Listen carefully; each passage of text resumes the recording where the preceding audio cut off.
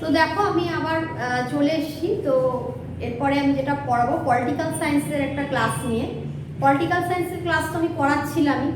তো আমি লাস্ট যে ক্লাসটা তোমাদের দিয়ে গেছিলাম সেটা ছিল প্রেসিডেন্টের ওপরে, রাষ্ট্রপতির ওপরে আমি ক্লাসটা করাচ্ছিলাম। তো রাষ্ট্রপতির উপরে ক্লাসটা করাতে গিয়ে আমি যেগুলো বলেছিলাম যে রাষ্ট্রপতি হতে গেলে অন্তত 35 বছর বয়স হতে হবে, ঠিক আছে, এবং তাকে কোনো লাভজনক পদে অধিষ্ঠিত থাকলে চলবে না, এবং যে কোনো মানে লোকসভার মেম্বার হিসাবে থাকতে হবে। তো এই জায়গাগুলো আমি বলেছিলাম। এরপরে যেটা দেখো যে রাষ্ট্রপতি ইমপিচমেন্ট, অর্থাৎ 61 নম্বর ধারায় যেটা বলা হয়েছে রাষ্ট্রপতি অপসারণ। রাষ্ট্রপতি অপসারণ, রাষ্ট্রপতি অপসারণ 61 নম্বর ধারায় ইমপিচমেন্ট। তো এই পদ্ধতিটা কিরকম, খানিকটা কোয়াজি জুডিশিয়াল, ঠিক আছে, পদ্ধতিটা কিরকম কোয়াজি জুডিশিয়াল, ঠিক আছে, যে সংবিধান ভঙ্গ করেছে এরকম দায় যদি কোনো রাষ্ট্রপতির বিরুদ্ধে আনা যায় বা সেক্ষেত্রে রাষ্ট্রপতিকে অপসারণ করা যায়। তো সেই অপসারণের ক্ষেত্রে যে কোনো পক্ষে এই অপসারণের যে নোটিশ বা অপসারণের যে নির্দেশ আনা যায়, মানে যে কোনো পক্ষে, আইদার আপার হাউস আইদার লোয়ার হাউস, মানে যে কোনো পক্ষে অপসারণের নির্দেশ আনা যায়। আচ্ছা, এবং সর্বোপরি এটা কি হবে না 1/4 যে মেম্বারদের রেটে সংখ্যাগরিষ্ঠের বিলে সেটা কি হবে না পাস হবে, এর সমর্থন প্রয়োজন, এবং 2/3 মেজরিটি, 2/3 মেজরিটি,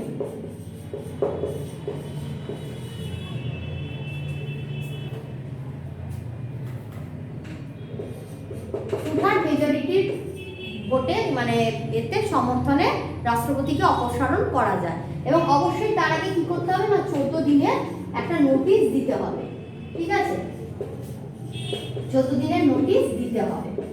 তাহলে যে কোনো পক্ষে আনা যায়, 1/4 সংখ্যাগরিষ্ঠ সমর্থনে যে পক্ষে আনা হবে এবং 2/3 মেজরিটির সমর্থনে রাষ্ট্রপতিকে অপসারণ করা যেতে পারে। আচ্ছা, এই যে রাষ্ট্রপতি অপসারণ হলো, রাষ্ট্রপতি অপসারণ করে কাকে হিসেবে করতে, উপরাষ্ট্রপতি এবং তার অ্যাবসেন্স হচ্ছে হাইকোর্টের সুপ্রিম কোর্টের যে চিফ জাস্টিস এবং সুপ্রিম কোর্টের চিফ জাস্টিসের অনুপস্থিতিতে যে সিনিয়র মোস্ট জাজ থাকবে তাকে সেই জায়গায় পদ যেতে পারে। এবং এই প্রসঙ্গে আমি বলেছিলাম এম হিদায়তুল্লাহ, যে তাকে কি করা হয়েছিল না তিনি দুবার, একবার 1969-এ তিনি প্রেসিডেন্ট হিসাবে কাজ করেছিলেন, একবার প্রেসিডেন্ট আর একবার হচ্ছে 1982-তে ভাইস প্রেসিডেন্ট।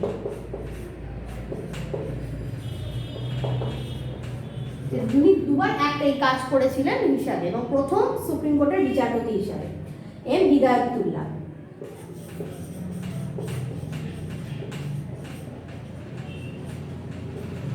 আচ্ছা, এই যে রাষ্ট্রপতি এর মধ্যে 6 মাসের মধ্যে কিন্তু ইলেকশনটাকে করতে হবে।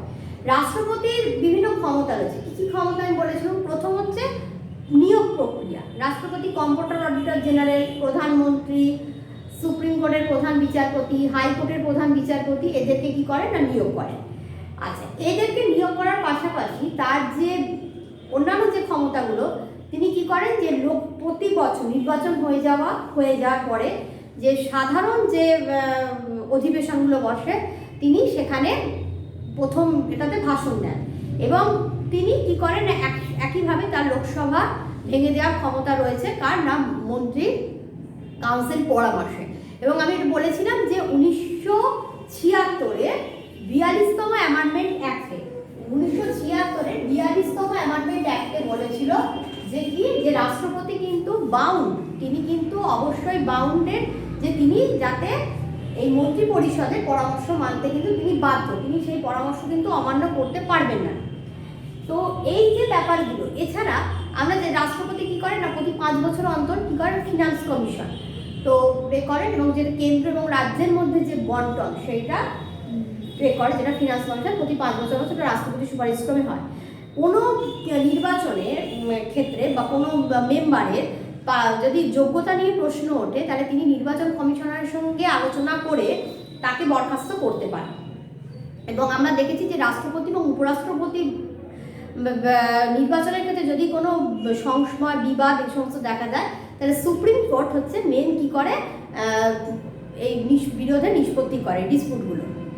পাশাপাশি এইগুলো করা ছাড়া রাষ্ট্রপতি কোনো বিল যদি পেন্ডিং অবস্থায় থাকে তো সেক্ষেত্রে তিনি সেই কক্ষে তিনি একটা পাঠাতে পারেন যে কেন বিলটা পেন্ডিং হয়ে পড়ে আছে, তবে সেটা কিন্তু তার ডাইরেক্ট পাওয়ার না, সেটা কিন্তু তার অবশ্যই ইনডাইরেক্ট পাওয়ার। এছাড়াও যেগুলোর মধ্যে রয়েছে যে তিনি কম্পিউটার এবং অডিটর বার্ষিকে তিনি কি করেন না তার রিকমেন্ডেশনে সেটাকে পার্লামেন্টে পেশ করা হয়।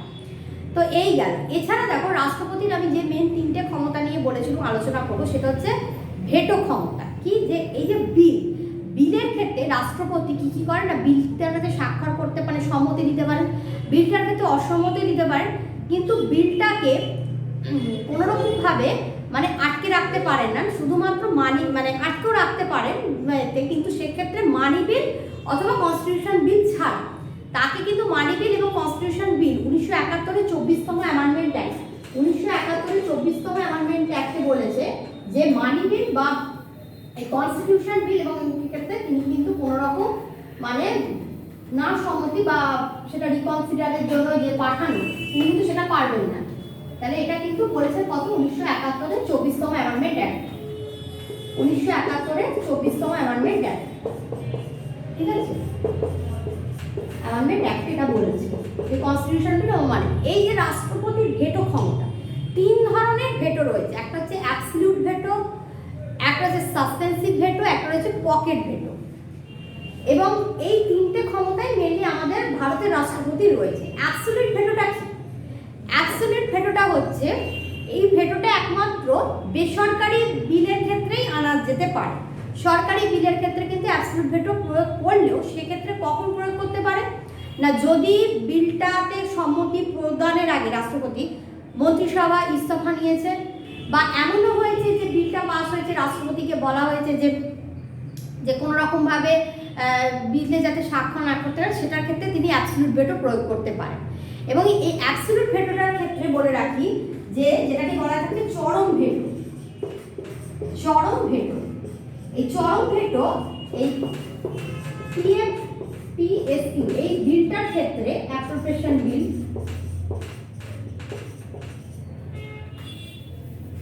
এই বিলটার ক্ষেত্রে কিন্তু ডক্টর যে রাজেন্দ্র এই সময় এই সময়টাতে এই ভেটোটা প্রয়োগ করেছিলেন। পরবর্তীকালে ভেঙ্কটরামন সময় যে মেম্বারদের যে ভাতা বাড়ানো বা সেক্ষেত্রে চরম ভেটো প্রয়োগ হয়েছিল।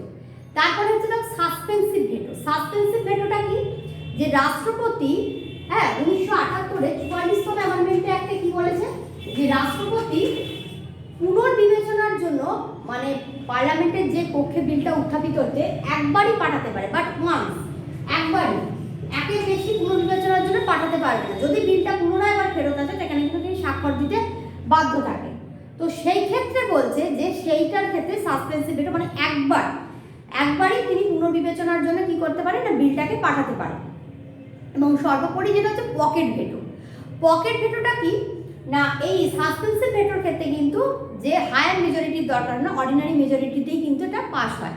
কিন্তু পকেট ভেটোর ক্ষেত্রে যে রাষ্ট্রপতি কতদিন বিলটাকে ধরে রাখতে মানে বিলের অসম্মতি বা নির্দিষ্ট কোনো সময় বলা নেই যে কতদিন পর্যন্ত তিনি এটা আটকে রাখতে পারেন। তো সেই ক্ষেত্রে কিন্তু একমাত্র বারবার বলছি মানি বিল এবং কনস্টিটিউশনের ক্ষেত্রে কিন্তু তিনি সম্মতি দিতে বাধ্য থাকে। এবং মানি বিল আগেও বলেছি কোথায় উত্থাপিত হয়? লোকসভায়। মানি বিল সবসময় লোকসভাতে উত্থাপিত হয়। এবং সর্বোপরি যেটা বলার বিষয় যে পকেট ভেটো হচ্ছে জ্ঞানী জৈল সিং, ঠিক আছে? জ্ঞানী জৈল সিং পোস্ট অফিস বিলের ক্ষেত্রে এই পকেট ভেটোটা তিনি কিন্তু প্রয়োগ করেছিলেন এবং তখন রাজীব গান্ধী প্রধানমন্ত্রী ছিলেন।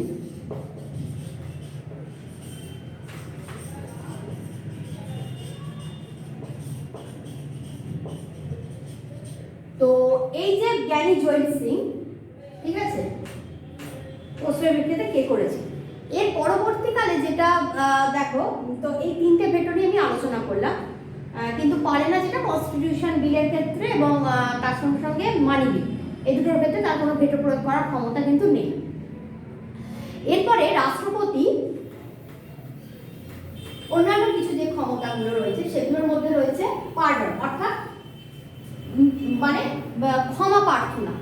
এই ক্ষমা প্রার্থনা করার পার্ডনের ক্ষমতাটা কিন্তু দুজনেরই রয়েছে, রাষ্ট্রপতিরও রয়েছে, রাজ্যপালেরও রয়েছে পার্ডন করা।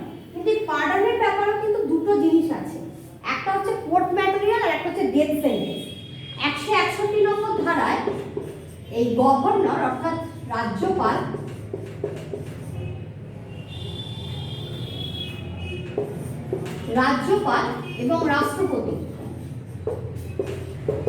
এবং রাষ্ট্রপতি কি রয়েছে, এই পার্ডনের ক্ষমতাটা কিন্তু রয়েছে। কত নম্বর ধারায়? 161 পার্ডনের ক্ষমতা আছে। কিন্তু এই পার্ডন মিনস দুটো বললাম, কোড ম্যাটেরিয়াল আর একটা হচ্ছে ডেথ সেন্টেন্স। এই দুটোর ক্ষেত্রে কিন্তু একমাত্র রাষ্ট্রপতি, কিন্তু মানে রাজ্যপালের কোনো ক্ষমতা নেই। এছাড়া তো রাষ্ট্রপতি হচ্ছে আমাদের নৌবাহিনী, বিমান, স্থলবাহিনী সর্বাধিনায়ক এবং এখানকার যে চিফ মুখ্য যে মেয়েদের তাদেরকে তিনি কি করে থাকেন না নিয়োগ করে থাকেন রাষ্ট্রপতি। এবং কূটনৈতিক বিভিন্ন শান্তি বিভিন্ন দেশে অ্যাম্বাসেডার পাঠানো, রাষ্ট্রদূত যেটাকে বলা থাকে, সেগুলো কিন্তু তিনি করে থাকেন। আচ্ছা, এরপরে যেটা আমি আলোচনা করব যে রাষ্ট্রপতি জরুরি অবস্থা, যেটা খুব ইম্পর্টেন্ট। রাষ্ট্রপতি 3 ধরনের জরুরি অবস্থা জারি করতে পারে। কি কি? প্রথমটা হচ্ছে 352 ন্যাশনাল এমার্জেন্সি, ঠিক আছে, ন্যাশনাল এমার্জেন্সি।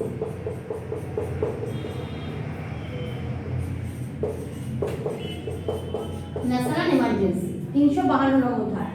356 নম্বর ধারা হচ্ছে কনস্টিটিউশনাল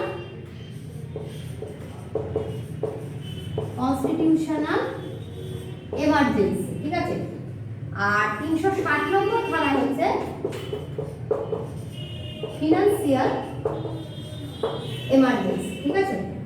তো এই তিনটে জরুরি অবস্থা জারি করার ক্ষমতা কিন্তু রাষ্ট্রপতির রয়েছে। তো দেখো, এই প্রসঙ্গে এবারে আলোচনা করতে হয় যে প্রথম যেটা আমাদের বলছে ন্যাশনাল এমার্জেন্সি, অর্থাৎ যেটা জাতীয় জরুরি অবস্থা।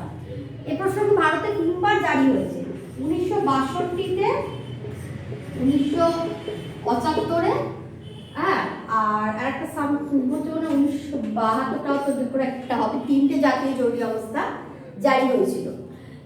তো এই যে জাতীয় জরুরি অবস্থা কখন জারি করতে পারে না, যদি কোনো কারণে ধরো বহিঃশত্রুর কোনো আক্রমণ, ঠিক আছে, বা কোনো রকম সশস্ত্র বিদ্রোহ মানে আর্মড রেভলিউশন বা বহিঃশত্রুর যুদ্ধ, এই কারণে যদি মনে করা হয় যে কোনোভাবে যে দেশের সে বিঘ্নিত হচ্ছে, তখন রাষ্ট্রপতি জাতীয় জরুরি অবস্থা জারি করতে পারে। এবং এই জরুরি অবস্থা অবশ্যই পার্লামেন্টে কি হতে হবে না 1 মাসের মধ্যে অনুমোদিত হতে হবে। 1 মাসের মধ্যে অনুমোদিত হতে হবে এবং সেটা 6 মাস কার্যকর থাকবে। 6 মাস কার্যকর থাকবে এবং তার সঙ্গে সঙ্গে প্রতি 6 মাস অন্তর অন্তর এবার পার্লামেন্টে করে সেটাকে কি করা যেতে পারে না বাড়ানো যেতে পারে। এই জাতীয় জরুরি অবস্থাকালে 20 এবং 21 নম্বর ধারা, এর আগেও বলেছি যে জীবন এবং ব্যক্তি স্বাধীনতা যে রক্ষার অধিকার, এই 20 এবং 21 নম্বর ছাড়া বাদবাকি কিন্তু সমস্ত অধিকার মানে পোস্টপন করে রাখা যেতে পারে। এবং বহিঃশত্রুর আক্রমণ বা যুদ্ধের ক্ষেত্রে 19-এর বর্ণিত, অর্থাৎ 19-এর যেখানে স্বাধীনতার অধিকার রয়েছে সেগুলো কিন্তু টোটালি ভাবে পোস্টপন হয়ে যায়। এবং একাধিক পর্যন্ত 3বার জারি হয়েছে, এটা বলেছি। এবং পার্লামেন্ট কর্তৃক এটাকে 1 মাসের মধ্যে অনুমোদিত হবে, 6 মাস পে করা যেতে পারে, 6 মাসের মধ্যে কার্যকর হবে। এবং অনির্দিষ্ট কালের জন্য পার্লামেন্ট অনুমোদন কোনো অনির্দিষ্ট কাল পর্যন্ত এটা রাখা যায়। কতদিন জানতে জন্য অনির্দিষ্ট কাল, পার্লামেন্টের অনুমোদন ক্রমে এটাকে বাড়িয়ে সর্বাধিক কার্যকর হবে 6 মাস সর্বাধিক, কিন্তু অনির্দিষ্ট কাল পার্লামেন্টের অনুমোদন ক্রমে বাড়ানো যায়, অনির্দিষ্টকাল করা যায়।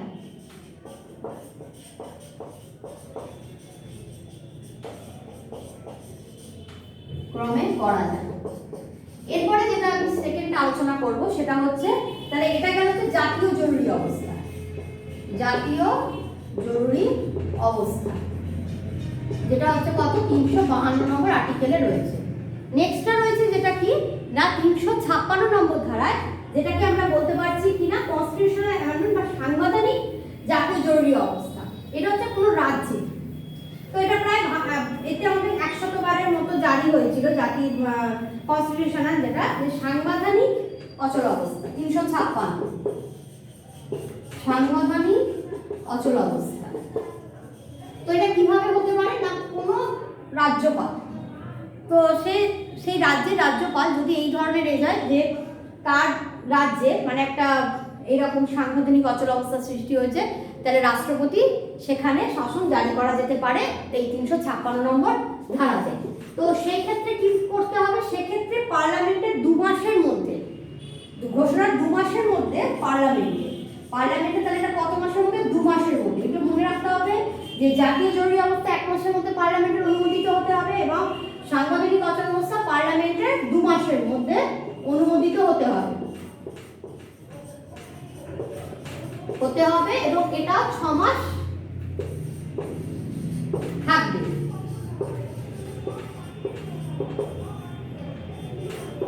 এবং আবার এই পার্লামেন্টের অনুমোদন ক্রমে এটা সর্বাধিক 3 বছর, সর্বাধিক যদি বলে 3 বছর, ওর যেমন অনির্দিষ্ট রূপায় এর সর্বাধিক 3 বছর রাখা যেতে পারে। ঠিক আছে, তো এই গেল হচ্ছে আমাদের সাংবিধানিক অচল অবস্থা 356। এবং এই সাংবিধানিক অচল অবস্থার সময়, সেই সময় কি হয় যে রাজ্যপাল অবশ্যই কি করে হাতে আর তখন শাসন ক্ষমতা থাকে না, তখন রাষ্ট্রপতিতে পুরোপুরিটা চলে যায়। এরপর হচ্ছে অর্থনৈতিক জরুরি অবস্থা। ঠিক আছে, অর্থনৈতিক জরুরি অবস্থা যেটা এখনো পর্যন্ত একবারও জারি হয়নি। এটা কিন্তু খুব ইম্পর্টেন্ট, প্রশ্ন তুলে দিতে পারে ভারতে কতবার অর্থনৈতিক জরুরি অবস্থা জারি হয়েছে, একবারও নয়।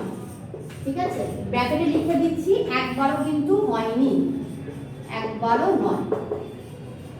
ঠিক আছে, তো এই যে অর্থনৈতিক জরুরি অবস্থা, এটাও কিন্তু পার্লামেন্টে 2 মাসের মধ্যে অনুমোদিত হতে হবে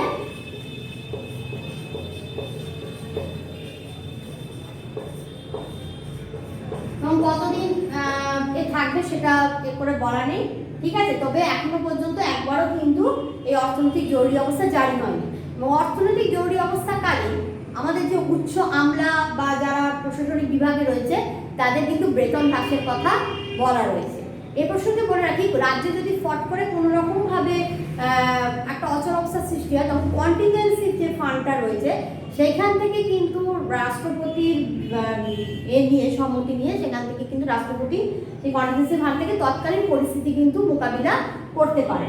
ঠিক আছে, এবং তার সঙ্গে বলে রাখি যে এই যে লোকসভার যে স্পিকার, তো সেই যে স্পিকার রাজ্যসভায় লোকসভায়, এক্ষেত্রে কিন্তু রাষ্ট্রপতি তাদেরকে যখন থাকে না, তাদেরকে অনুপস্থিত থাকে বা থাকে, তাদেরকে সেই মধ্যে থেকে নিয়োগ করতে পারে।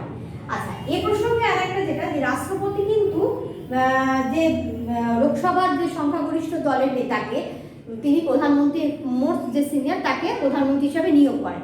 তো যদি কোনো কারণে প্রধানমন্ত্রী পদত্যাগ করেন বা তিনি তার পছন্দ মতো ব্যক্তিকে কিন্তু সেখানে বসাতে পারেন।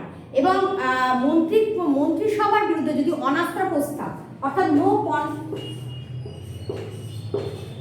কনফিডেন্স মোশন যদি পাস হয়, অনাস্থা প্রস্তাব যেটাকে বলা থাকে, তাহলে কিন্তু সকল মন্ত্রিসভাকে পদত্যাগ করতে হয়। ঠিক আছে,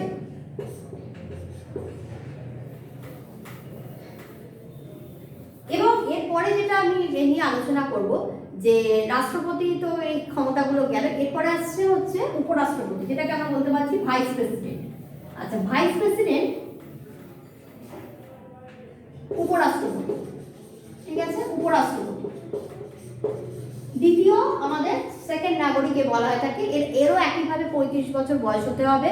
এবং এই উপরাষ্ট্রপতি নির্বাচনের ক্ষেত্রে কিন্তু যে বোথ যেটা মানে মেম্বার, ইলেক্টেড মেম্বার, কিন্তু এখানে নমিনেটেড মেম্বাররাও কিন্তু যুক্ত হতে পারছে। যেটা রাষ্ট্রপতি নির্বাচনের ক্ষেত্রে কিন্তু যুক্ত হতে পারে না। তো এই যে নমিনেট মেম্বাররা থাকছে এবং এই উপরাষ্ট্রপতি নির্বাচনের ক্ষেত্রে কি হচ্ছে না, সিঙ্গেল ট্রান্সফার লেভেল প্রপোর্শনাল বা একক সমানুপাতিক ভোটের মাধ্যমে তাকে নির্বাচিত করা হয়ে থাকে। এবং এনারও ভাবে একইভাবে রাষ্ট্রপতি উপরাষ্ট্রপতি নির্বাচনের ক্ষেত্রে যদি কোনো বিরোধ দেখা যায়, সুপ্রিম কোর্ট সেই বিরোধটাকে কিন্তু কি করে না, নিষ্পত্তি করে। এবং এ প্রসঙ্গে আরেকটা কথা বলে রাখি, এই যে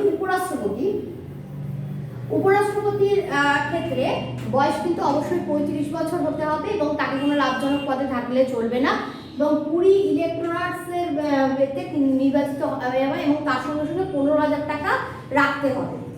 এবং এই যে উপরাষ্ট্রপতি হচ্ছে আমাদের রাজ্যসভার এক্সপো অফিসার চেয়ারম্যান, ঠিক আছে, এক্স অফিসার চেয়ারম্যান, ঠিক আছে।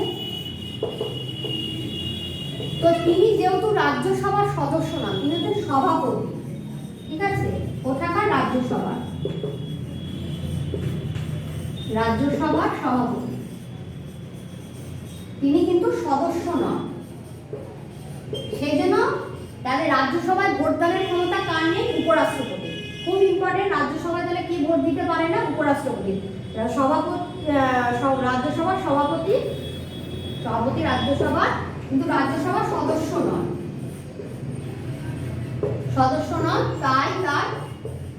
তাই তার রাজ্যসভায় ভোটদানের ক্ষমতা নেই। খুব ইম্পর্টেন্ট, রাজ্যসভায় ভোটদান প্রয়োগ করতে পারে না তাহলে কি? রাষ্ট্রপতি ভোটদান করতে পারে না, ঠিক আছে। একমাত্র কাস্টিং ভোট অর্থাৎ নির্ণায়ক ভোট, যখন দুটো পের সমান হয়ে যায় তখন কাস্টিং ভোট, যেটাকে বাংলায় আমরা বলতে পারি নির্ণায়ক ভোট, এই উপরাষ্ট্রপতি কিন্তু দিতে পারে। তো এই হলো এবং এই উপরাষ্ট্রপতি যখন থাকে না, মানে রাষ্ট্রপতির পদত্যাগ করলে বা রাষ্ট্রপতির বিরুদ্ধে যদি কোনো রকম ইমপিচমেন্টের হয়, সেই উপরাষ্ট্রপতি কিন্তু 6 মাসের বেশি কিন্তু তিনি ওই পদে থাকতে পারবেন না, ঠিক আছে, 6 মাস। এবং রাজ্যসভার সভাপতিত্ব হিসাবে তিনি তখন কিন্তু আর বেতন পান না, তখন তিনি মানে রাষ্ট্রপতি হিসাবে যে তিনি তার প্লেটা করছে, তখনই কিন্তু সেই টাকা বা সেই বেতনটাই কিন্তু তার পায়। এবং তার এটা হচ্ছে কত? 4 লক্ষ টাকা, ঠিক আছে। এবং 50% তো পেনশন পাবেন। আচ্ছা, এরপরে যেটা আমরা দেখি যে রাজ্যসভায় সমস্ত বিল, রাজ্যসভায় সমস্ত অনুদান এই উপরাষ্ট্রপতির অনুমোদক্রমেই কিন্তু পেশ হয়, সবচেয়ে বড় যে জিনিসটা। এবং তিনি তো একইভাবে বলেছি যে তিনি রাজ্যসভায় সভাপতিত্ব করেন, তিনি কোনোভাবে সদস্য নন। এবং তারপরে যেটা আমরা বলতে পারি যে এই যে উপরাষ্ট্রপতি, এখন আছে আমাদের রামনাথ কোবিন্দ এবং সর্বপ্রথম ছিলেন হচ্ছে সর্বপল্লী রাধাকৃষ্ণন। এই উপরাষ্ট্রপতি যখন রাষ্ট্রপতি হিসাবে যখন করছেন, তখন কিন্তু তিনি সেই রাষ্ট্রপতির মতো বেতন ও রাষ্ট্রপতির মতো পাচ্ছেন, ঠিক আছে। তাহলে আজকে এই অবধি থাকুক। এরপরে যদি আমি আর পার্লামেন্টের বিভিন্ন এই যে দুটো কক্ষ, লোকসভা রাজ্যসভা, এগুলো নিয়ে আলোচনা করব, প্রাইম মিনিস্টার, এইগুলো নিয়ে মন্ত্রী পরিষদ। তো ক্লাসটা ভালো লাগলে প্রচুর শেয়ার করো, লাইক করো, কমেন্ট করতে ভুলো না, ঠিক আছে। তা আজকে তাহলে এই অবধি থাকুক, ঠিক আছে, নমস্কার।